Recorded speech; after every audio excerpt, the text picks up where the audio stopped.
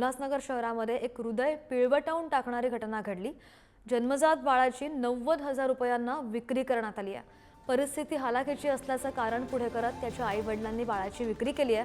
बाळाच्या आजीच्या तक्रारीवरून मध्यवर्ती पोलीस ठाण्यामध्ये आई-वडील आणि मध्यस्थी महिला तसंच बाळ खरेदी करणाऱ्यांविरुद्ध गुन्हा दाखल करण्यात आला आहे। बातमी पाहतोय उल्हासनगरमधून। ज्या कामाच्या ठिकाणी काम करणाऱ्या दोन महिला यांनी सांगितले की तुला जर बाळ नको असेल तर आपण ज्या ही महिला आहे मुस्लिम शेख नावाची महिला, तिला मूलबाळ होत नाही गेले 18 वर्षापासून, आपण त्याला देऊ, त्यामधल्या तुला पैसे मिळतील। तर त्या दृष्टीने त्यांनी त्या मुलीला त्याला दिली होती। या तक्रारीवरून आम्ही त्यातील मुलगी 6 दिवसाची, परत तिचे आईवडील आणि विकत घेणारे आणि मध्यस्थी या सर्वांच्या वरती गुन्हा